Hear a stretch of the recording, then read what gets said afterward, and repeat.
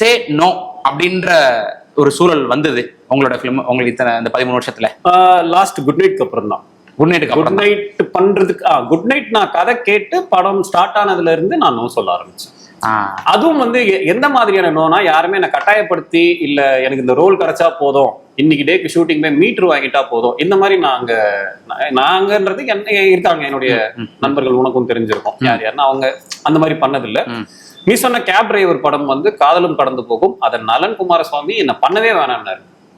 நான் வந்து சண்டை போட்டு, என்னங்க நம்ம படத்துல நான் ஒரு சென்டிமெண்ட்டுக்காக நான் இருக்க வேணாமான்னு சொல்லி நான் கேட்டு வாங்கின ரோல் தான் அந்த ரோல். அது வந்து நான் கேட்டு வாங்கினேன். சில பெரிய படங்கள்ல என்னை கூட்டிட்டு போய் இந்த ரோல் எனக்கு சொல்லப்பட்ட கதை ஒண்ணு, அங்க போய் எடுத்தது ஒண்ணு, ரிசல்ட்ல பார்த்தா ஏங்க நான் பாட்டுன்னு வேற ஒரு ஷூட்ல நிம்மதியா இருந்தேன். சண்டை போட்டு அந்த ஸ்பாட்டுக்கு வேற நம்மள வர வைப்பாங்க, அந்த மேனேஜர் கிட்ட பேசி அவர் எங்களுக்கு இன்னைக்கு வேணுங்க அப்படின்னு அந்த மாதிரிலாம் போய் உட்காந்து பார்த்தா படத்துல இப்படி இருப்போம். தேவையே இல்லைங்களேங்க. அதாவது இப்ப அந்த படங்கள்ல நம்ம என்ன நினைச்சிட்டு போவோம்னா, ஓகே ஒரு பெரிய படம் இருக்கு போல, அடுத்து ஒரு பெரிய படத்தை நம்ம இருப்போம். இதை நான் எல்லாம் நடிச்ச பெரிய படங்களையும் சொல்றேன், சில படங்கள்